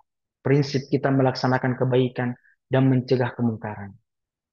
Apakah wajib bagi setiap manusia atau hanya sebagian saja? Maka saya lebih merujuk kepada pendapat Syekh Nawawi Al-Bantani, di mana Syekh Nawawi Banten beliau mengatakan dalam kitab tafsirnya bahwasanya al-amru bil ma'ruf, perkara amru bil ma'ruf wan nahyu 'anil munkar, hukumnya adalah fardu kifayah. Apa fardu kifayah ini? Apabila sudah dilaksanakan oleh sebagian orang, maka kewajiban-kewajiban atas orang lain itu dianggap gugur, dianggap tidak perlu lagi melaksanakan hal tersebut. Bapak Ibu yang dimuliakan Allah Subhanahu wa taala. Amar ma'ruf, al-amru bil ma'ruf wan nahyu 'anil munkar tidak boleh dilakukan kepada seseorang umum, seorang awam, kecuali orang tersebut tahu betul-betul keadaan dan siasat masyarakat supaya Bapak Ibu tidak menjadi hal-hal yang buruk serta menjerumuskan ke dalam perbuatan dosa. Sehingga Bapak Ibu yang dimuliakan Allah, hendaknya kita melakukan sesuatu yang halus di tempat yang keras. Atau sebaliknya, bisa kita menggunakan sesuatu yang keras di tempat yang halus. Tergantung terhadap kondisi yang kita ingin dakwai. Bapak Ibu yang dimuliakan Allah Subhanahu wa taala. Dalam hal masalah al-amru bil ma'ruf, setiap manusia mampu melaksanakan. Tapi yang paling sulit Bapak Ibu adalah mencegah kemungkaran. Maka mencegah kemungkaran pada tingkat tertentu haknya hanya bisa dimiliki oleh seseorang yang memiliki wewenang, seseorang yang memiliki kekuasaan seperti pemerintah, bukan perseorangan, bukan lagi yang dimiliki oleh ormas itu sendiri. Maka hendaknya dilakukan semampunya tanpa memaksa pelaksanaan amar ma'ruf dan nahi munkar. Bapak Ibu yang dimuliakan Allah Subhanahu wa taala. Kemudian setelah kita membahas terhadap konsep amar ma'ruf nahi mungkar secara singkat, yang mungkin akan kita bahas lebih lanjut, yang dimana orang yang melaksanakan amar ma'ruf nahi mungkar ini disebut hisbah, adalah orang yang memiliki wewenang. Maka selanjutnya karakter ketiga yang dimana mereka ini adalah sebaik-baik umat. Setelah Allah menyebutkan adalah mereka yang baik sebaik umat adalah mereka yang mengerjakan al-amru bil ma'ruf, pekerjaan yang baik, pekerjaan yang bagus di mata Allah. Yang kedua adalah mencegah yang namanya kemungkaran. Yang ketiga adalah wa tu'minuna billah, mereka beriman terhadap Allah Subhanahu wa taala. Maka karakter ketiga dalam pengertian sebaik-baik umat adalah kalian yang beriman kepada Allah Subhanahu wa taala. Bapak Ibu yang dimuliakan Allah Subhanahu wa taala. Maka beriman kepada Allah merupakan ciri ketiga sebagai umat yang terbaik. Di mana seseorang ketika selesai melaksanakan amar ma'ruf bil al-amru bil ma'ruf wan nahyu 'anil munkar, maka ketiganya adalah harus beriman kepada Allah Subhanahu wa taala. Timbul pertanyaan Bapak Ibu. Kalau kita mengkaji ayatnya, Allah Subhanahu wa taala mengakhirkan kalimat wa tu'minuna billah dan mendahulukan al-amru bil ma'ruf wan nahyu 'anil munkar. Harusnya bukankah iman harus terlebih dahulu? Setelah itu baru melakukan perkara al-amru bil ma'ruf wan nahyu 'anil munkar. Maka pastinya Bapak Ibu yang dimuliakan Allah, ini memiliki rahasia, ini memiliki apa namanya tafsir, termasuk dalam kitab Mafatihul Ghaib karangan Al-Imam Fakhruddin Ar-Razi. Bahwasanya beliau berpendapat Allah mengakhirkan wa tu'minuna billah, bahwa karena kenapa? Amar ma'ruf dan nahi mungkar disebutkan terlebih dahulu karena ingin Allah Subhanahu wa taala mengekspos atau mencirikan, menonjolkan bahwasanya ciri umat Islam adalah mereka yang melakukan amar ma'ruf nahi mungkar. Sehingga Bapak Ibu, Allah mendahulukan amar ma'ruf dan nahi mungkar di awal pertama kali, kemudian diakhirkan wa tu'minuna billah, ini untuk sebagai pembeda antara umat Islam dengan umat-umat yang terdahulu. Bapak Ibu yang dimuliakan Allah Subhanahu wa taala. Guru kami Dr. Salim Abu Asim, dosen kami juga. Beliau seorang pakar mufassir, beliau seorang teolog, beliau seorang ulama besar di Mesir, beliau memberikan jawaban yang berbeda, bahwasanya Allah Subhanahu wa taala mendahulukan yang namanya amr bil ma'ruf wan nahyu 'anil munkar, perkara yang baik dan mencegah kemungkaran, dibanding beriman kepada Allah, sebab amr ma'ruf dan nahi munkar adalah sesuatu yang disepakati dan sesuatu yang paling mu'tamad menurut orang-orang yang memiliki akal. Dan ini didukung oleh syariat Islamiyah itu sendiri. Maka kalau orang memiliki akal yang jernih, orang yang memiliki akal yang sahih, maka mereka tahu bahwasanya kemungkaran harus dijauhi, kebaikan harus kita raih. Nah, berbeda dengan beriman kepada Allah. Beriman kepada Allah ini, Bapak Ibu, itu mutafawitah. Artinya, setiap manusia memiliki akal yang berbeda-beda, memiliki keyakinan yang berbeda-beda terhadap Allah Subhanahu wa taala. Hadirin yang dimuliakan Allah Subhanahu wa taala. Mengimani adanya Allah Subhanahu wa taala yang disebutkan dalam ayat tersebut itu merupakan fitrah dari manusia, yang dimana seorang manusia harus meyakini bahwasanya Allah Subhanahu wa taala itu wujud, dirasakan keberadaannya tanpa perlu harus dipikirkan, tanpa perlu harus dipahami terlebih dahulu. Oleh karena itu Bapak Ibu yang dimuliakan Allah, praktek realisasi atau implementasi orang beriman akan adanya Allah Subhanahu wa taala, yaitu adalah kita melihat ciptaannya Allah Subhanahu wa taala. Kita melihat makhluk-makhluknya Allah Subhanahu wa taala yang ada di semesta ini. Maka setiap yang Allah ciptakan, setiap yang Allah nampakkan di permukaan bumi ini, itu bentuk yang disebut dalam Al-Quran al-ayah al-kauniyah. Ayat-ayat yang Allah jadikan sebagai tanda bahwasanya tidak mungkin ada makhluk kecuali ada sang Khalik. Tidak mungkin ada sesuatu yang tercipta kecuali ada sang pencipta, yaitu Allah Subhanahu wa taala. Maka Allah Subhanahu wa taala, Bapak Ibu yang dimuliakan Allah, zat yang menciptakan, itulah yang disebut adalah Al-Khaliq. Berbeda dengan kita, statusnya adalah al-makhluk, adalah suatu zat yang Allah ciptakan. Bapak Ibu yang dimuliakan Allah Subhanahu wa taala. Selepas kita membahas terhadap kuntum khaira ummah, kalian sebaik-baik umat dengan memenuhi tiga kategori tadi, amar ma'ruf, nahi mungkar, kemudian yang ketiga adalah mereka yang beriman kepada Allah Subhanahu wa taala. Kemudian di potongan ayat selanjutnya Allah Subhanahu wa taala berfirman, "Walau amana ahlal kitab lakana khairan lahum minhumul mu'minuna wa aktsaruhumul fasiqun." Kata Allah Subhanahu wa taala mengandaikan, seandainya beriman ahlul kitab, maka mungkin ahlul kitab Allah jadikan sebagai umat yang terbaik. Tetapi nyatanya jamaah yang dimuliakan Allah, bahwasanya ahlul kitab di antara mereka ada yang beriman, di antara mereka ada yang kebanyakan dari mereka adalah fasik. Bapak Ibu yang dimuliakan Allah, sekali lagi ahlul kitab yang selalu disebutkan di dalam Al-Quran, Qul ya ahlul kitab, sering tuh Allah menggunakan khitab kata ahlul kitab. Siapa ahli kitab ini? Yaitu adalah Yahudi dan Nasrani. Sebab Allah Subhanahu wa taala menurunkan firman-Nya, menurunkan kalamnya, yaitu yang disebut agama-agama samawiyah. Itulah kenapa agama-agama ardiyah yang bikinan manusia tidak masuk kepada konteks ahlul kitab, tapi agama-agama samawi, agama-agama langit yang mereka menerima kitab Allah yang disebut ahlul kitab. Bapak Ibu yang dimuliakan Allah Subhanahu wa taala. Keduanya merasakan ada di masa kenabian Nabi Shallallahu alaihi wasallam.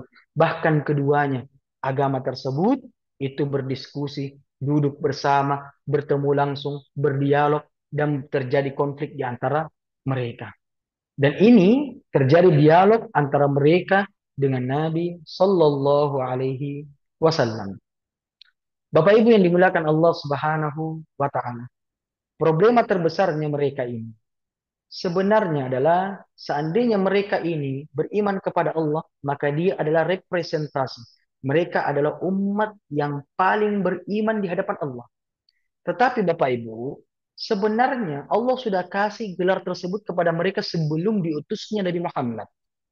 Tetapi ketika begitu datangnya Nabi Muhammad yang berikutnya, begitu datang Nabi Muhammad sebagai khataman nabiyyin, sebagai penutup dari para nabi, justru mereka tidak mau mengimani Nabi Muhammad sallallahu alaihi wasallam.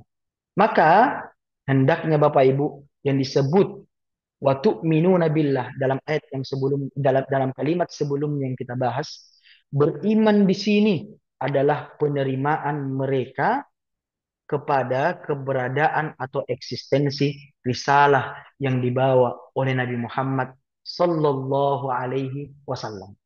Beriman kepada Allah tidak hanya mengimani sebagai Tuhan, tapi harus beriman secara full, harus beriman secara general, yaitu kita mengimani bahwa Allah memiliki utusan sang penutup dari para nabi, yaitu Nabi Muhammad sallallahu alaihi wasallam.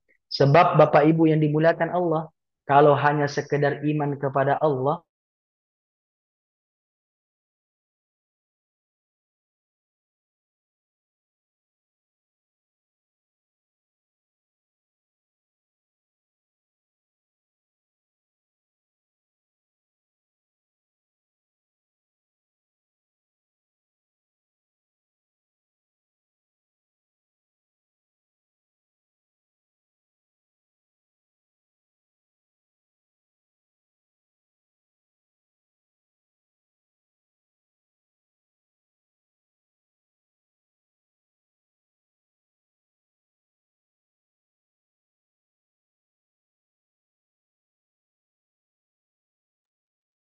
Suaranya hilang ya?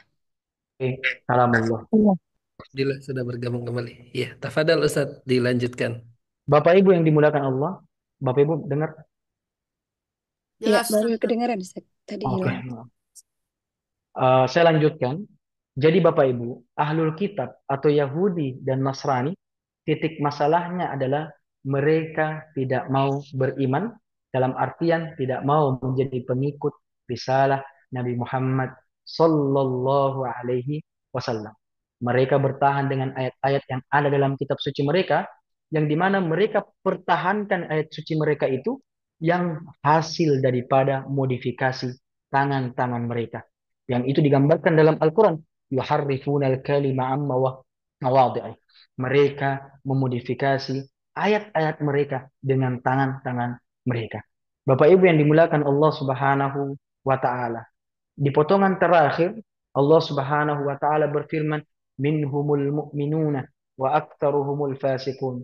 Di antara mereka orang-orang ahlul kitab mereka yang beriman, di antara mereka orang-orang ahlul kitab kebanyakan orang-orang fasik.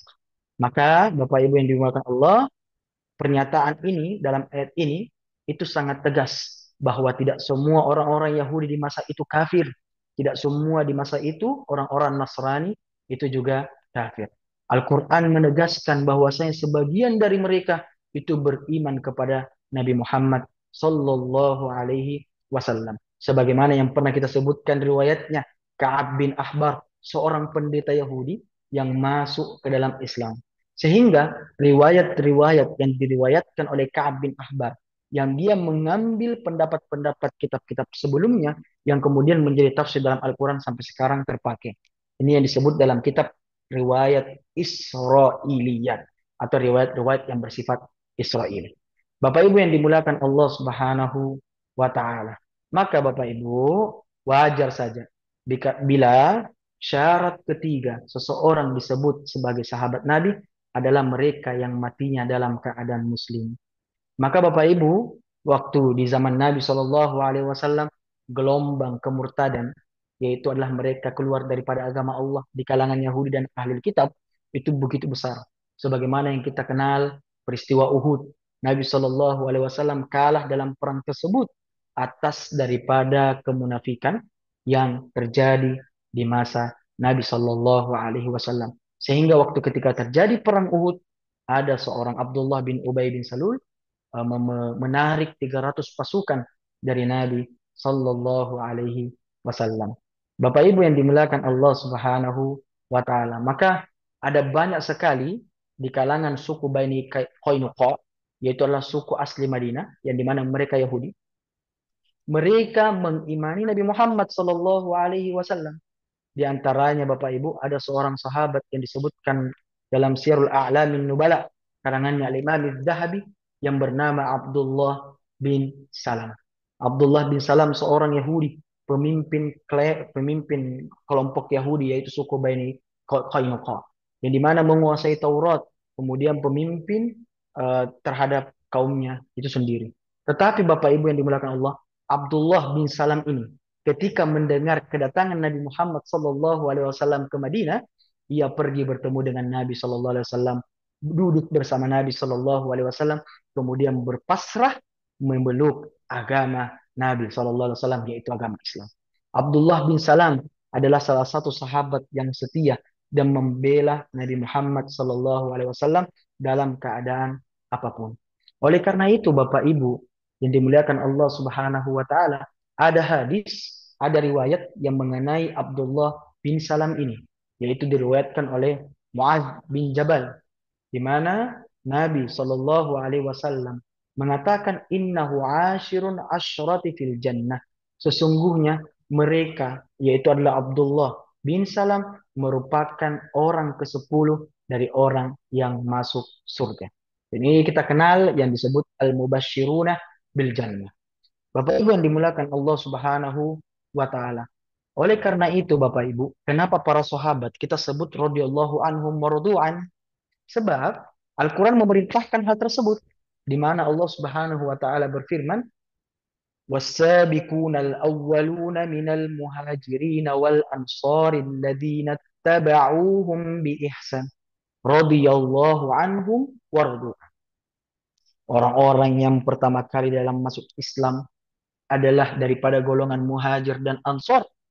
Mereka adalah Allah Subhanahu wa Ta'ala ridhoi dan mereka ridho terhadap Allah Subhanahu wa Ta'ala.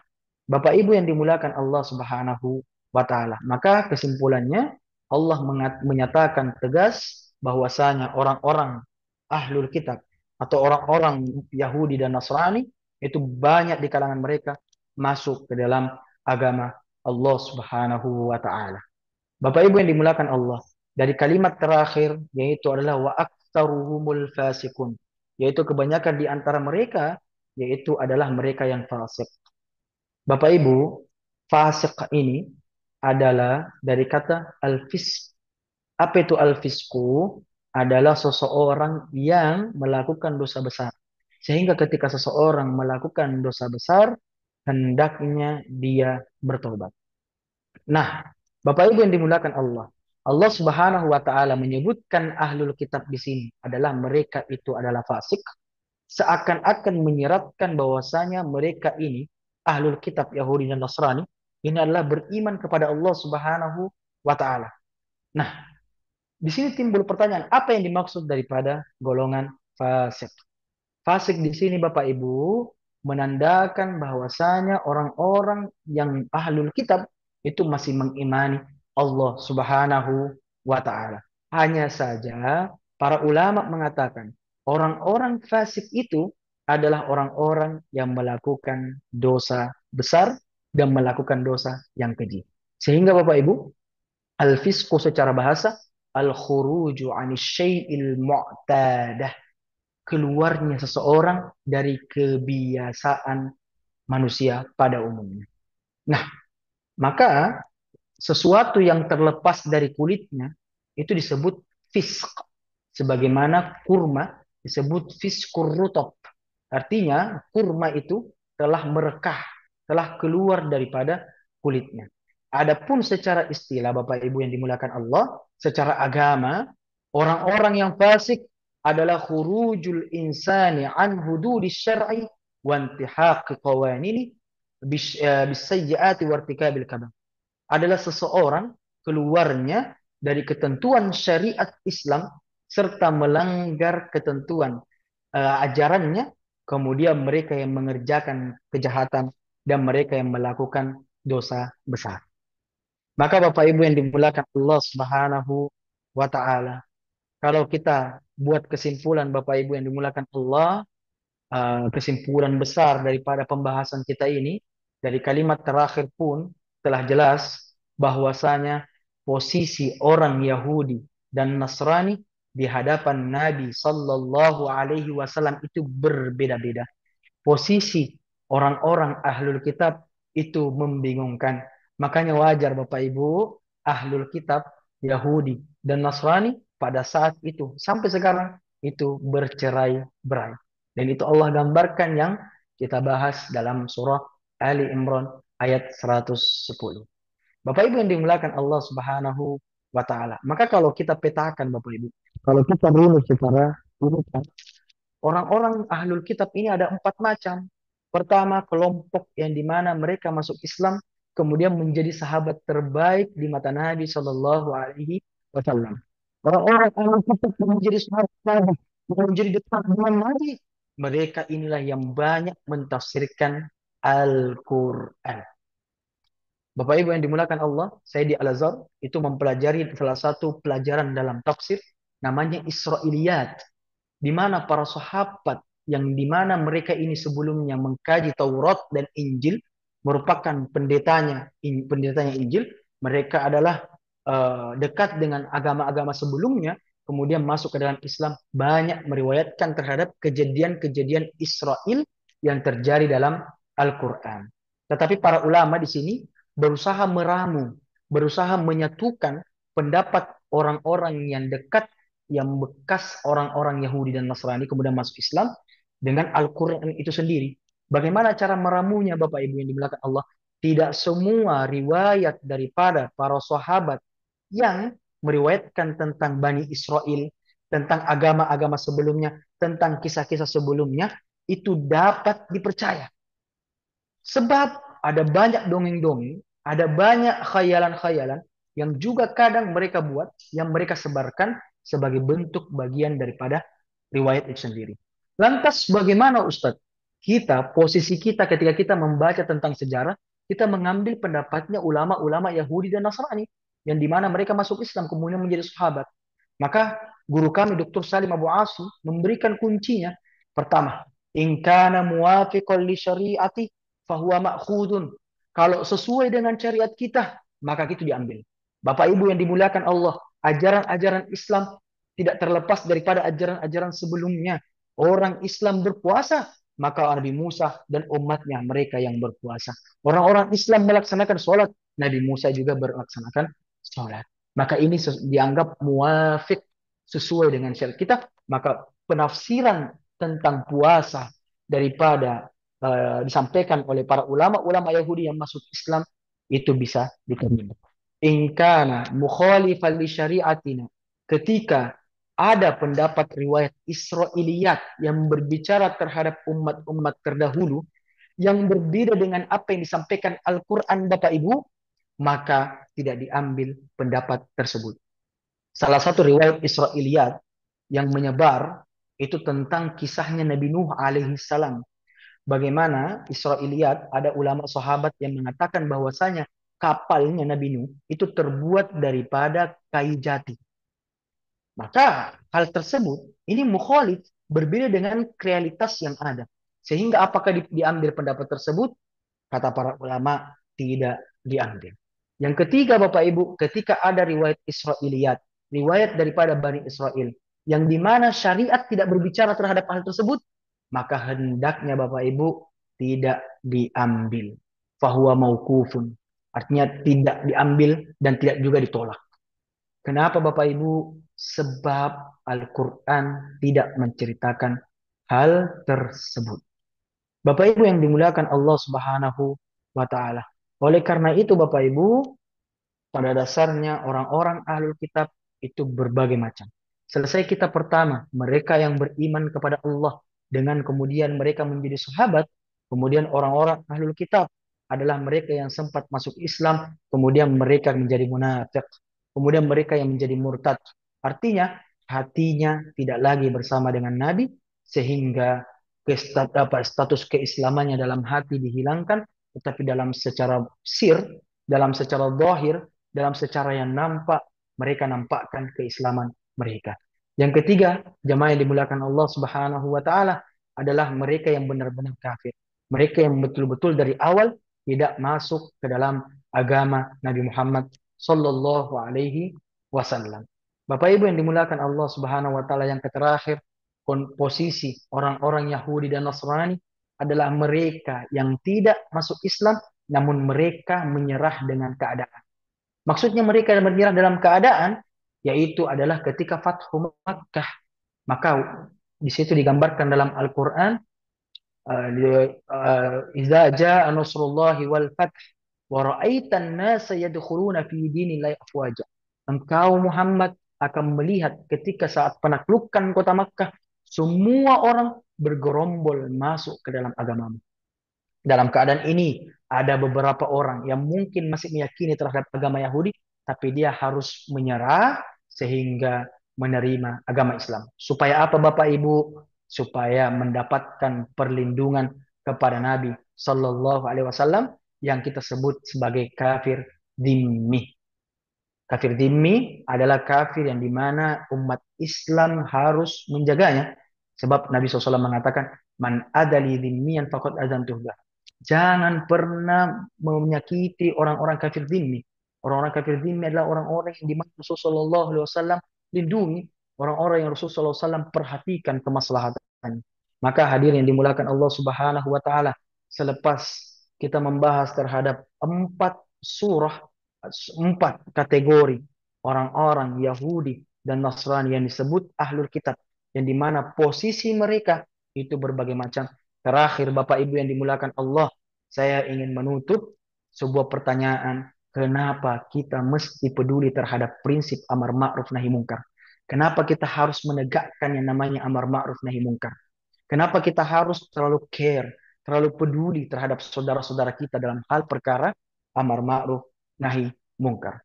Maka para ulama kita menjelaskan Bapak Ibu bahwasanya kita umat Islam diajarkan dan kita berada dalam tali persaudaraan Bapak Ibu. Allah Subhanahu wa taala berfirman, "Innamal mu'minuna ikhwah fa aslihu baina akhawaykum wattaqullah la'allakum turhamun." Bahwasanya kata Allah Subhanahu wa taala, sesungguhnya orang-orang beriman mereka bersaudara. Sesungguhnya orang-orang yang meyakini Nabi Muhammad mereka adalah dianggap satu rahim.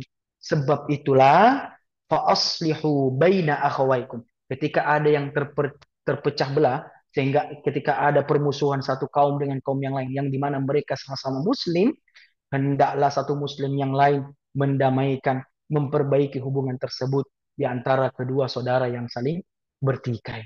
Dan kemudian kata Allah, wattaqullaha la'allakum turhamun. Takutlah kepada Allah agar Allah Subhanahu wa taala memberikan rahmat kepada kami. Maka Bapak Ibu yang dimuliakan Allah, peduli terhadap seseorang, care terhadap orang lain, apalagi sesama muslim, adalah sesuatu yang paling dianjurkan dalam agama kita Bapak Ibu. Oleh karena itu ada kaidah mengatakan begini, dan ini terakhir kali Bapak Ibu, kaidah ini mengatakan al-ibadatul muta'addiyah khairum minal ibadatil qasir. Ibadah sosial itu lebih bagus, itu lebih afdal daripada ibadah yang bersifat individu. Artinya Bapak Ibu, kalaulah kita sholat, oke lah, itu adalah ibadah individu. Tetapi para ulama kita mengatakan, kalau kita membantu orang lain, ini yang disebut ibadah sosial. Maka ibadah kita membantu orang lain, sekecil apapun, itu lebih baik dibanding kita melaksanakan sholat. Sholat yang bersifat sunnah. Atau Bapak Ibu yang dimuliakan Allah, orang-orang yang berniat selalu setiap tahun melaksanakan umrah, yang dimana Allah Subhanahu wa taala titipkan rezeki yang bagus. Umrah sesuatu yang bagus. Berangkat ke Mekah, bertemu dengan Nabi Shallallahu Alaihi Wasallam, ziarah ke makamnya adalah hal yang bagus, adalah hal yang berpahala. Tetapi kalau ada di sekitaran kita, tetangga kita yang masih kelaparan atau orang-orang yang tidak mampu, untuk kita bisa kasih sedekah uang tersebut, maka para ulama mengatakan ibadah yang bersifat sosial itu lebih baik dibanding ibadah yang bersifat individu. Ada seorang dokter Bapak Ibu misalkan, di mana kemaslahatannya dibutuhkan, dia harus stay 24 jam, sehingga sholat-sholat sunnah dia harus tinggalkan. Maka hal tersebut bagaimana kata para ulama? Menjadi dokter, kemudian merawat yang namanya pasien, itu lebih bagus dibanding seorang dokter melaksanakan ibadah sholat sunnah. Bapak Ibu yang dimuliakan Allah Subhanahu wa taala. Terakhir Bapak Ibu yang dimuliakan Allah, saya menutup pertemuan kali ini dengan hadis Nabi Shallallahu alaihi wasallam. Hadis yang begitu pendek tetapi memiliki makna yang begitu besar. Nabi Shallallahu alaihi wasallam bersabda, "Khairun nas anfa'uhum linnas." Sebaik-baik manusia adalah mereka yang memberikan manfaat terhadap manusia yang lain. Saya kira Bapak Ibu, termasuk Notaris Muslim Indonesia, telah merealisasikan, telah mengerjakan prinsip yang namanya memberikan kemanfaatan kepada orang lain. Kita bisa lihat Bapak Ibu di media sosial, bakti sosial, pesantren-pesantren yang mereka miliki, mereka mengusahakan apa yang mereka punya untuk bagaimana supaya organisasi menjadi manfaat terhadap orang lain. Saya kira demikian yang sempat saya sampaikan. Kurang lebihnya mau dimaafkan. Wallahul hadi ila siratal mustaqim. Wallahu a'lam bishawab. Saya kembalikan kepada moderator. Ya, baik. Jazakumullah khairan Ustaz Muhammad Aqil Al-Falimbang atas penyampaian materi dari konsep umat terbaik Quran Surat Ali Imran ayat yang ke-110. Silahkan sahabat jannah, Bapak dan Ibu yang ada hal yang perlu ditanyakan, disilahkan bisa langsung buka mic-nya atau kalau yang tidak memungkinkan bisa menulis di kolom chat. Ya, silahkan. Baik. Assalamualaikum warahmatullahi wabarakatuh. Saya Waalaikumsalam. Pandi ya, Pak Ustadz. Mau tanya ini Ustadz, kan banyak kita lihat ahli-ahli penemu-penemu itu non-muslim itu. Nah, balasan kebaikan terhadap mereka itu, yang kita sebut kafir itu, apakah sampai di dunia aja balasan apa, terus ke apa nih akhirat nanti? Gitu aja Ustadz. Demikian. Assalamualaikum warahmatullahi wabarakatuh. Salam. Ya, silakan Ustaz Muhammad Akil bisa langsung jawab.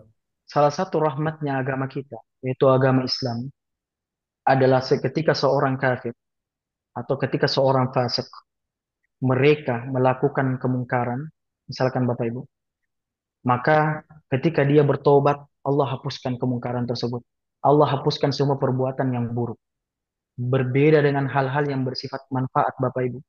Hal-hal yang bersifat manfaat ketika seseorang melakukan manfaat, kemudian dia kafir, kemudian dia masuk ke dalam Islam, maka perbuatan yang baik yang mereka lakukan dari sebelum dia masuk Islam, Allah catat, simpankan untuk kebaikannya.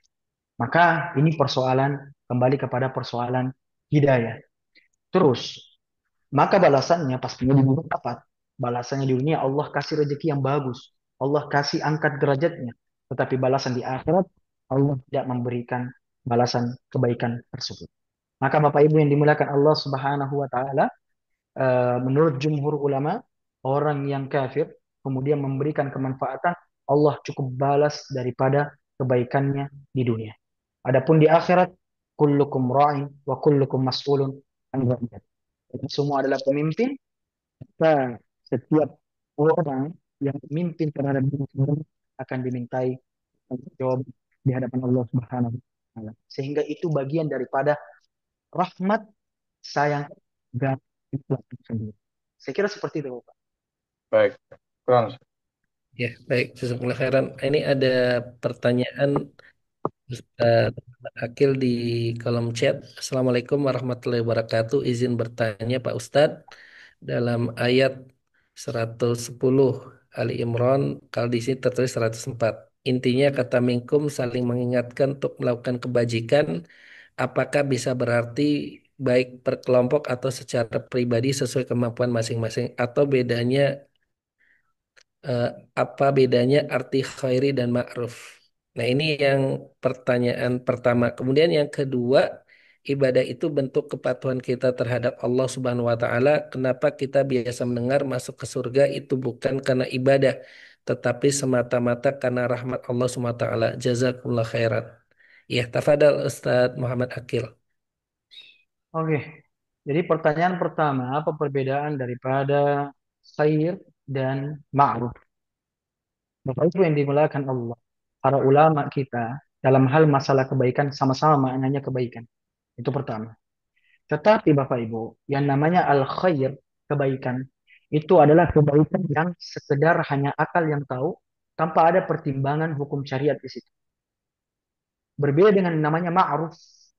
Ma'ruf adalah kebaikan yang dimana disandarkan dalam hal akal, artinya akal menilai kebaikan tersebut, sekaligus syariat menilai bahwa itu hal bagus. Karena begini Bapak Ibu, ketika kita melihat sebuah kebenaran, ketika kita melihat sebuah kebaikan, dipandang secara akal tanpa ada syariat, ini sangat bahaya sekali. Seperti misalkan Bapak Ibu, ini contoh saja, sholat. Kalau kita memandang secara akal, secara rasional, ini membuang-buang waktu. Hal-hal yang kita lakukan sekarang mengaji dan semacamnya membuang-buang waktu. Tetapi bukan itu yang dilihat daripada kebaikan. Ma'ruf yang dimaksud di situ adalah kebaikan yang didukung secara akal dan didukung secara syariat. Artinya hukum Allah ada di situ. Yaitu seperti melaksanakan sholat, melaksanakan ibadah puasa, dan menganjurkan bersedekah kepada orang yang lain. Hal-hal seperti ini nampak kelihatan daripada aturan Allah Subhanahu wa taala yang digambarkan di dalam Al-Qur'an. Itulah yang disebut perbedaan al-khair dan al-ma'ruf. Sebagian para ulama juga mengatakan bahwa al-khair adalah pengetahuan kebaikan yang tanpa perlu tahu bahwa itu adalah baik, pasti itu baik. Jadi secara akal kita langsung tahu bahwa itulah kebaikan. Jadi dengan ma'ruf Bapak Ibu, kita harus tahu apa maslahatnya, apa kebaikannya kita memerintahkan orang untuk melaksanakan sholat. Maka kebaikannya, kemaslahatannya orang untuk melaksanakan sholat, yaitulah tahdibun nufus, adalah menenangkan jiwa. Kalaulah ada orang beberapa melakukan hal lain untuk menenangkan jiwa, kita melaksanakan sholat untuk jiwa plus dapat pahala.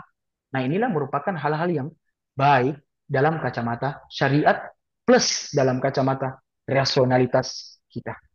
Saya kira tadi begitu jawabannya. Terus saya lupa pertanyaan kedua ya, Bapak. Ya, Maaf. ini yang pertama ada juga Ustadz, saling mengingatkan untuk Minkum ya. melakukan kebajikan apakah bisa per kelompok atau secara pribadi sesuai kemampuan masing-masing. Mohon Eh, penjelasan Ustadz. ya, secara bahasa, kalau kita melihat dari bahasanya, wal takum minkum ummatun. Ini sebelumnya. Sebenarnya di dalam surah Al-Imran itu terdapat tiga masalah kalimat amar ma'ruf dan nahi mungkar. Pertama, wal takum minkum ummatun yad'una ilal khair. Ada lagi yang mengatakan kuntum khairu ummatin ukhrijat linnas. Kemudian di ayat kedua Allah mengatakan yu'minu billahi wal yawmil akhir wa ya'muruna bil ma'ruf wa yanhauna 'anil munkar. Ini mengatakan dan nahi mungkar. Dari kalimat wal takum minkum itu kalimat litaba'id. Apa itu litaba'id secara bahasa? Ini kalau mereka bagi Bapak Ibu yang pernah belajar nahwu ya. Faedahnya itu adalah bermakna sebagian. Artinya para ulama di sini sesuai dengan pendapatnya Imam Nawawi Al-Bantani. Imam Nawawi Banten mengatakan hukum melaksanakan amar ma'ruf nahi mungkar itu hanya sebagian saja. Sehingga fardu kifayah. Kalau sekelompok orang sudah melaksanakan, maka kita tidak perlu lagi untuk melaksanakan amar ma'ruf nahi mungkar.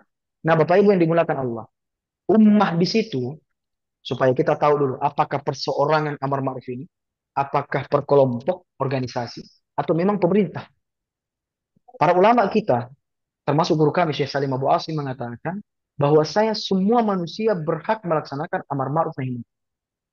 Tetapi dalam hal realisasi amar ma'ruf nahi mungkar, hendaknya seseorang itu harus bitawaif. Bitawaif lahul qudrah.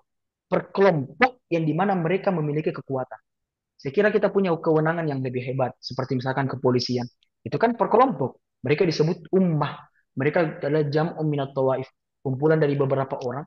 Yang dimana mereka memiliki kewenangan. Mereka memiliki kekuasaan. Untuk memberantas juga yang namanya kemungkaran.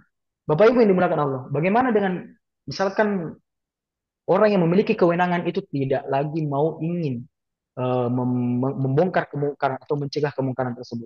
Maka kita sebagai sosok muslim yang tahu, maka hendaknya kita harus menasihati orang yang memiliki kewenangan tersebut. Makanya tadi disebutkan fa'ilam yastati fabilisani. Hendak kita menasihati orang tersebut. Seperti itu. Saya kira eh, tingkatan orang yang bisa melakukan amar ma'ruf nahi munkar pertama adalah perseorangan. Makanya guru kami ada seorang ulama besar, ulama namanya ulama Maliki ya, namanya Dr. Ahmad Toharayan. Beliau meninggal di Mesir, seorang ulama sepuh. Beliau mengajar Maliki ya, ulama-ulama bermadzhab Maliki.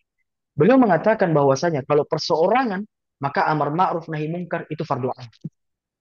Apa fardu ain? Fardu ain terhadap diri sendiri dan untuk keluarganya. Oleh karena itu Bapak Ibu, Allah Subhanahu wa taala memerintahkan kita pertama kali dalam hal dakwah itu adalah kepada keluarga sendiri, kepada diri kita sendiri, kepada orang-orang terdekat kita sendiri. Oleh karena itu Allah mengatakan, "Ku anfusakum wa ahlikum nar." Hei orang-orang beriman, jaga dirimu dan jaga keluarga-keluarga kalian, sanak kerabat kalian dalam hal api neraka. Nah, dari situ didukung juga daripada hadis Nabi Shallallahu Alaihi Wasallam, khairukum li ahli. Nah, kan ini adalah sebaik-baik manusia kalau kalian baik kepada keluarga kalian.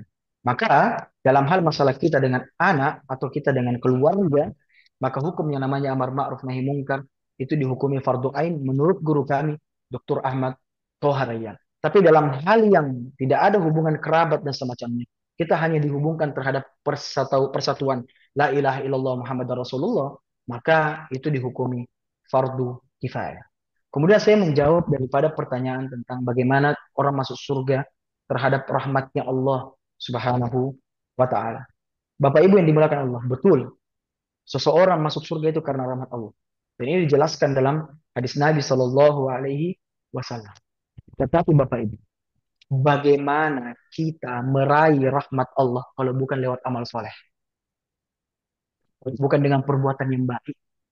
Kita bisa kenal dengan Allah. Allah kenal kita melalui ibadah kita. Setelah itu, bisa jadi dosa-dosa yang kita lakukan, tapi karena ibadah kita yang berkualitas, Allah kasih rahmat, Allah masukkan kita ke dalam surga. Maka seseorang masuk surga karena rahmatnya adalah sesuatu yang pasti. Tetapi untuk meraih rahmat tersebut, hendaknya harus beramal soleh, hendaknya harus melaksanakan ibadah, hendaknya harus melaksanakan perintah dengan Allah dan Rasulnya dan menjauhi larangan yang Allah ucapkan dan Rasul. Kira seperti itu jawaban dari pertanyaan saya. Baik, jazakumullah khairan Ustaz Muhammad Akil. Kemudian pertanyaan dari Bapak Arif dari Bandung. Ahsanallahu ilaik Ustaz Muhammad Akil. Ustaz, amar ma'ruf nahi mungkar itu kadang berat, apalagi ke keluarga sendiri. Minta tips dan langkah-langkah apa yang bisa ditempuh agar penyampaiannya bil hikmah. Ya, tafadhal Ustaz. Bapak Ibu yang dimuliakan Allah, dalam hal mendakwahi keluarga ini sebenarnya kita harus mengetahui dulu munasabatul maqam di muqtabal hal. Kita harus mengetahui kondisinya. Kita harus mengetahui keadaan anak-anak kita, keadaan keluarga-keluarga kita. Kalau dulu kami itu, saya sendiri Al-Fakir, dididik sama ayah saya. Ayah saya itu setiap habis sholat maghrib, bahkan setelah sholat isya, ayah saya itu sering kumpulkan kita bersama. Setelah itu beliau ngajak kami diskusi tentang agama. Apa saja, mau itu pro atau kontra, kita bahas tentang agama. Kemudian kita mencari penyelesaiannya dan semacamnya. Saya kira dalam hal dakwah Bapak Ibu, ada tiga yang diajarkan sama Al-Quran. Pertama Allah Subhanahu Wa Taala berfirman, "Ud'u ila sabili rabbika bil hikmah." Kalau kita bisa menasihati dengan baik, maka kita dengan hikmah. Ud'u ila sabili rabbika bil hikmah wal mau'izatil hasanah. Kasih pelajaran-pelajaran yang baik. Wajadilhum billati hiya ahsan. Kalau sudah tidak bisa ini, kita berdebat, kita mencari solusi dengan hal yang baik. Pada dasarnya Bapak Ibu, ketika saya berdiskusi dengan ayah saya, waktu saya masih pesantren dulu, itu sering kami diskusi agama. Saya selalu mengambil kesimpulan, al-aqlus sahih la yata'aradu anin naqlis sharih. Akal yang selamat itu tidak mungkin kontra terhadap Al-Quran dan Sunnah yang dimana mutawatir isinya. Maka kenapa? Sebab keduanya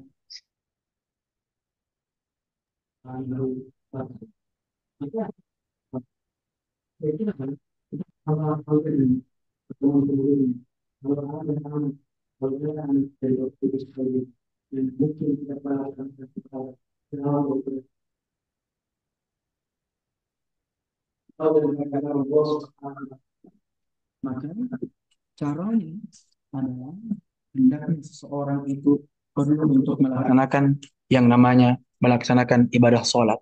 Apa maksud daripada melaksanakan ibadah sholat, Bapak Ibu yang dimuliakan Allah? Minimal kita menasehati anak-anak kita untuk melaksanakan sholat. Sebab sholat merupakan pintu-pintu hidayah.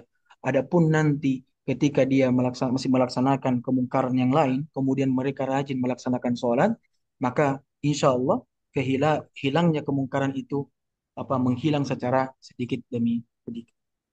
Saya kira seperti itu Bapak Ibu. Ya, baik. Jazakallah khairan atas jawaban-jawabannya, Ustaz Muhammad Akil. Silakan bagi sahabat jannah, Bapak Ibu yang ingin bertanya, langsung juga diizinkan. Assalamualaikum Ustadz, Ustadzan semua. Izin bertanya Ustadz, saya Siti Rasa. Ya, silakan Bunda Siti Rasa. Tadi Ustadz ada mengulas tentang setiap orang adalah pemimpin dan akan dimintakan pertanggungjawabannya sebagai pemimpin. Ada betul gitu ya Ustadz ya? Ada. Yang saya tanyakan adalah sebagai notaris kita kan memimpin kantor. Kita di dalam kantor sebagai pemimpin. Nah, manakala ada staf kita yang tidak menjalankan sholat, saya sudah mengingatkan gitu. Apakah saya bertanggung jawab atas, maksudnya saya sudah amar ma'ruf nahi munkar, berarti pertanggungjawaban saya sudah selesai sebagai pemimpin. Seperti itu, Ustadz. Karena Ya, dia juga beralasan kan ini dia merasa pekerjaannya kan OB, merasanya bajunya nggak bersih, kotor. Tapi kan itu kan sesuatu yang bisa disiasati, bahwa bisa bawa ganti. Tapi kalau kita sudah mengingatkan, tidak dijalankan, apakah saya sebagai pemimpin kantor notaris ini akan dimintakan pertanggungjawabannya? Itu saja Ustadz, mohon maaf, terima kasih. Assalamualaikum warahmatullahi wabarakatuh. Ya, Bapak Ibu yang pertama, dimuliakan. Ustaz Oke, Muhammad. saya bisa jawab. Pertama, dalam hadis masalah pertanggungjawaban itu, eh, Rasul Shallallahu Alaihi Wasallam menegaskan di situ bahwasanya kita adalah pemimpin terhadap diri kita sendiri dulu. Itu pertama. Nah, adapun masalah kita terhadap bawahan, maka dalam hal masalah itu tetap kita diminta pertanggungjawab. Tetapi kita sudah memberikan nasihat tersebut bahwasanya dia sudah melaksanakan kita sudah melaksanakan kewajiban kita terhadap amar ma'ruf nahi mungkar. Maka dalam hal kewajiban masalah sholat ataupun kewajiban-kewajiban hal yang lain Bapak Ibu, hal ini tidak bersifat mengikat harus. Hal ini tidak bersifat harus. Para ulama sepakat hal tersebut. Maka ibadah-ibadah yang fardu itu ikhtiari. Ibadah-ibadah yang fardu itu adalah pilihan manusia ketika sudah sampai kepada titik baliknya, titik dewasanya. Nah, setelah daripada kita mengingatkan, itu kembali kepada mereka, itu kembali kepada haknya. Maka Bapak Ibu bisa menjadikan dalil bahwasanya eh, kita sudah menegur karyawan kita untuk melaksanakan sholat. Selesai. Maka lepas daripada kewajiban hal tersebut. Saya kira seperti itu Bapak Ibu. Ya, baik. Jazakallah khairan. Baik, syukran, syukran Ustadz. Ya Bu. Ya, silakan sahabat jannah, Bapak Ibu, kalau ada yang ingin bertanya kembali bisa langsung atau bisa lewat tulis di kolom chat.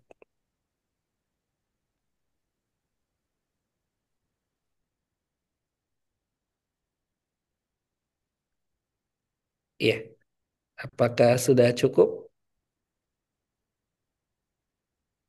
Iya, sepertinya sudah cukup ya, Ustadz Muhammad Akil Al-Falembang. Baik, Alhamdulillah di kesempatan pagi yang berbahagia ini kita sudah mendengarkan materi yang Masya Allah sangat bagus untuk kita semua, memiliki tiga sifat kriteria sebagai ya umat terbaik itu al-amru bil ma'ruf wa nahyu anil munkar, dan kita menjaga keimanan kepada Allah, dan tahapan-tahapannya juga sudah disampaikan oleh Ustaz Zuna. Sebelum kami akhiri di kajian kita pagi hari ini, mengingatkan kepada sahabat Jannah, Bapak dan Ibu Notaris Muslim Indonesia, insya Allah di hari Sabtu pekan depan tanggal 4 Oktober 2025 dengan kajian tafsir Quran Surah An-Nur ayat yang ke-35. Kami mengucapkan jazakumullah khairan wa barakallahu fikum kepada Ustadz kita, Ustadz Muhammad Akil Al-Falemban, yang Maaf. memberikan banyak ilmu, arahan, dan bimbingan untuk kita semua. Dan kami memohon maaf atas kekurangan yang ada. Kita cukupkan. Wassallallahu ala nabiyina Muhammad wa ala alihi wa sahbihi ajmain. Subhanaka Allahumma bihamdika asyhadu an la ilaha illa anta astaghfiruka wa atubu ilaik.